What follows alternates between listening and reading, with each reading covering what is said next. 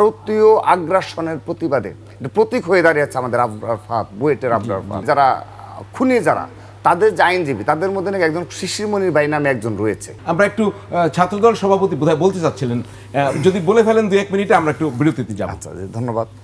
দেখুন, আমি জাহিদ ভাইয়ের প্রতি সম্মান রেখে বলছি যে কিছু বিষয় রয়েছে যেটি জেনারেল স্টুডেন্টরা বিশ্বাস করে, সাধারণ জনগণ বিশ্বাস করে এবং ঐতিহাসিকভাবে সত্য, এগুলোকে যদি যুগ যুগ ধরে অস্বীকার করে কেউ ছাত্র রাজনীতি করতে চায়, কারোর সাথে ঐক্য হবে না।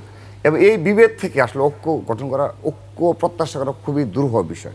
আমি দেখেন একটা বিষয় দেখেন, আজকে সোশ্যাল মিডিয়ায় যেটা হচ্ছে আবরার ফাহাদকে ইস্যু করে, দেখেন আবরার ফাহাদকে ভারতীয় আগ্রাসনের প্রতিবাদে প্রতীক হয়ে দাঁড়িয়েছে আমাদের আবরার ফাহাদ, বুয়েটের আবরার ফাহাদ। তার আসামি আবার পালিয়ে গেছে, জানেন তো। হ্যাঁ, তো সে একটা আমাদের আধিপত্যবাদ বিরোধীর একটি প্রতীক হয়ে দাঁড়িয়েছে।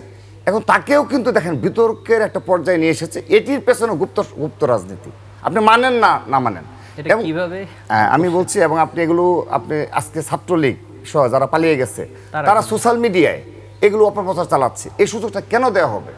কেন গুপ্ত সংগঠন বলে রাজনীতি চালু রাখতে হবে? এটি যদি করা হয় তাহলে কখনো কারোর সাথে আমাদের সাথে হবে না।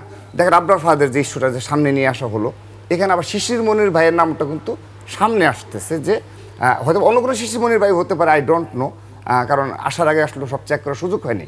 তো ওই যে আবরার ফাহাদের যারা খুনি যারা, তাদের যে আইনজীবী, তাদের মধ্যে নাকি একজন শিশির মনির ভাই নামে একজন রয়েছে। আমি জানি না এই শিশির মনির কিনা, সেটা ভাই ভালো বলতে পারবেন। তো এই বিষয়গুলো যখন সামনে আসে তখন অনেক বিষয় কিন্তু সামনে চলে আসে, খুবই দুঃখজনক। এবং কেন এগুলো আসবে? আপনি দেখেন, একটি অপরাধ করলে সে অপরাধটা স্পষ্টভাবে হবে যে অমুক অপরাধ করেছে, কিন্তু যখন আমি আবারও বলছি, আপনি কোনোভাবে অস্বীকার করতে পারবেন, শেষ করে দিচ্ছি।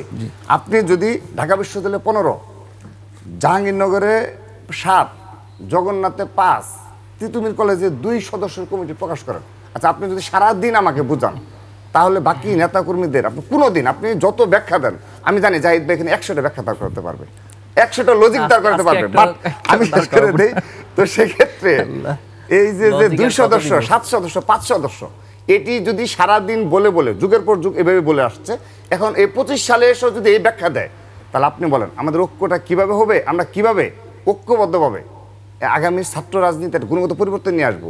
তার মতো করে সে নিয়ে আসবে, আমার মতো করে আমি নিয়ে আসবো, বাট এটি ঐক্যের প্রধান অন্তরা এবং বাধা।